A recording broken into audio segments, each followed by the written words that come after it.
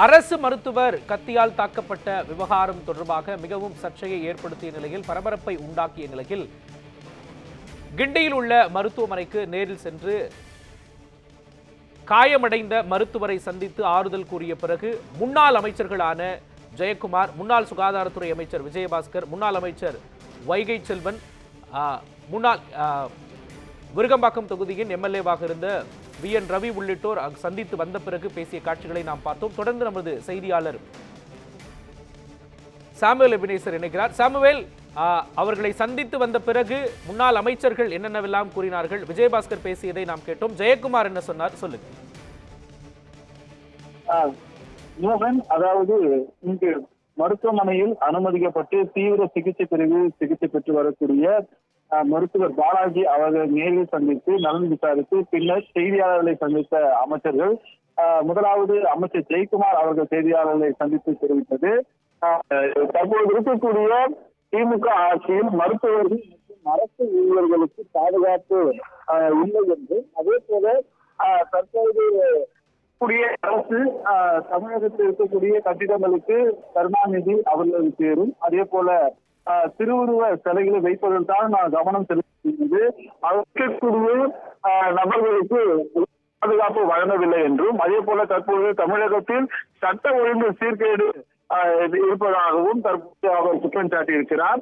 குறிப்பாக தமிழகத்தில் மருத்துவமனைகளில் பணியாற்றி வரக்கூடிய மருத்துவர்களுக்கு பாதுகாப்பு இல்லை என்றும், ஆங்காங்கே தமிழகம் முழுவதும் மருத்துவர்கள் ஆங்காங்கே தாக்கப்படுகிறார்கள். முன்னதாக வாழப்பாடியில் மருத்துவர் தாக்கப்பட்ட விவகாரம், இதுபோல மக்களுக்கு பாதுகாப்பு அளிக்கக்கூடிய மருத்துவர்கள் வேண்டிய பாதுகாப்பு இல்லாத சூழல் தான் இந்த திமுக அரசில் இருப்பதாகவும் அவர் குற்றம் சாட்டினார்.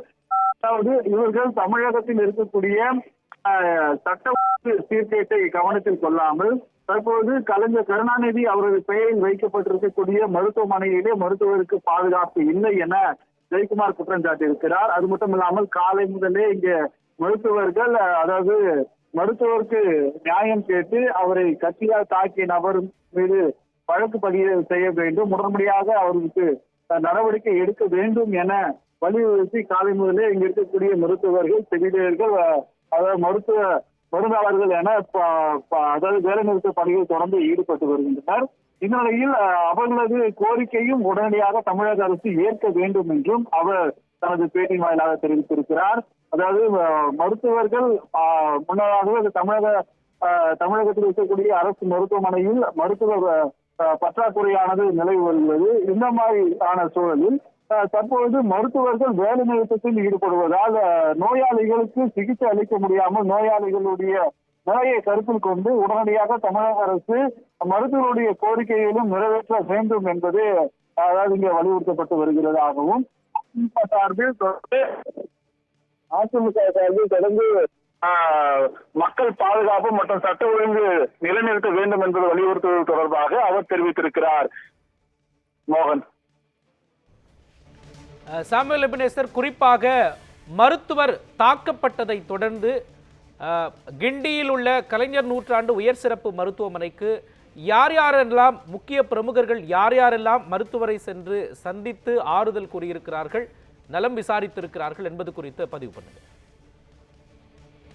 கண்டிப்பாக மோகன். குறிப்பாக இந்த காலை 10:30 மணி அளவில் டில்லியில் உள்ள கலைஞர் நூற்றாண்டு பல்நோக்கு மருத்துவமனையில் மருத்துவர் பாலாஜி இந்த கத்தி குத்துக்குள்ளாக உள்ளாக்கப்பட்டார். இந்த சம்பவம் பெரும் பரபரப்பையும் அதிர்ச்சியும் ஏற்படுத்தியிருக்கிறது. இந்த கத்தியால் குத்திய விக்னேஷ் என்ற நபர், அதாவது கத்தியால் அவரை குத்திவிட்டு அங்கு அவருடைய அறையில் இருந்து பொறுமையாக வெளியே நடந்து வந்து அவர் தப்பிக்க முயன்ற காட்சிகளும், அதாவது சமூக வலைதளங்கள் மூலமாக இங்க இருக்கக்கூடியவர்கள் அதை வீடியோ பதிவு செய்திருக்கின்றனர். அந்த வீடியோ காட்சிகளும் தற்போது வைரலாகி வரக்கூடிய நிலையில் இந்த சம்பவம் தமிழகத்தில் பெரும் பேசுபொருளாகியது. இது தொடர்ந்து தமிழகம் முழுவதும் இருக்கக்கூடிய அனைத்து மருத்துவ சங்கங்கள் தரப்பிலும் இந்த வேலைநிறுத்த போராட்டத்தில் ஈடுபடுவதாக அவர்கள் தெரிவித்திருந்தனர். இந்த நிலையில தான் முன்னதாக இந்த தொகுதி எம்எல்ஏ இருக்கக்கூடிய முன்னாள், அதாவது தற்போது அமைச்சர் மா சுப்பிரமணியம் அவர்கள் இங்க நேரில் வந்து மருத்துவரை சந்தித்து மருத்துவருக்கு அளிக்கப்படக்கூடிய சிகிச்சைகள் குறித்தும் அவர் கேட்டறிந்தார். இது மட்டுமல்லாமல் இந்த சிகிச்சை முறைமைகள் குறித்து அவர் கேட்டறிந்து பின்னர் செய்தியாளர்களை சந்தித்தார். அதைத் தொடர்ந்து தமிழக துணை முதலமைச்சர் உதயநிதி ஸ்டாலின் அவர்களும் மருத்துவமனைக்கு நேரில் வந்து மருத்துவர்கள் வரக்கூடிய சிகிச்சையை கேட்டறிந்தார். மருத்துவரை நேரில் சந்தித்து அவர் நலன் விசாரித்தனர்.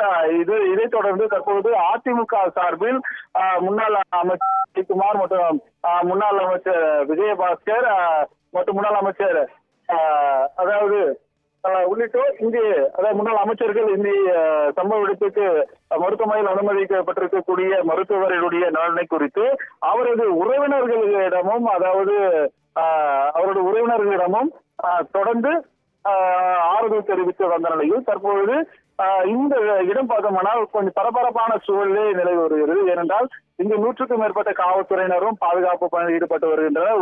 ஒரு புறம் மருத்துவர்கள் அதாவது கத்தியால் தாக்கப்பட்ட மருத்துவருக்கு உரிய அதாவது பாதுகாப்பு மருத்துவமனைகளில் அளிக்கப்பட வேண்டும் என்பதும் அதே போல நீதிமன்றங்களில் வழங்கியிருக்கக்கூடிய காவல்துறை பாதுகாப்பு போன்றே அனைத்து அரசு மருத்துவமனைகளிலும் வழிகாட்டு நெறிமுறைகளோடு பாதுகாப்பு பணியில் ஈடுபடுத்தப்பட வேண்டும் என்றும் அதே போல போதிய மருத்துவர்களை பணியிட காலியாக இருக்கக்கூடிய பணியிடங்கள் அனைத்தும் நிரப்பப்பட வேண்டும் என்பதாகவும் இன்று ஒருபுறம் மருத்துவர்கள் செவிலியர்கள் மற்றும் மருந்தாளர்கள் என ஒரு புறம் போராட்டம் நடத்தி வரக்கூடிய சூழலில் தற்பொழுது அதாவது நிர்வாகிகளும் தொடர்ந்து இங்கு வந்து மருத்துவர்களை சந்தித்து அவர்கள் அளிக்கப்படக்கூடிய சிகிச்சை முறைகளும் குறித்து கேட்டறிந்து வருகின்றனர். மோகன், விவரங்களையும் காட்சிகளையும் வழங்கியதற்கு நன்றி சாமுவேல் எபினேசர்.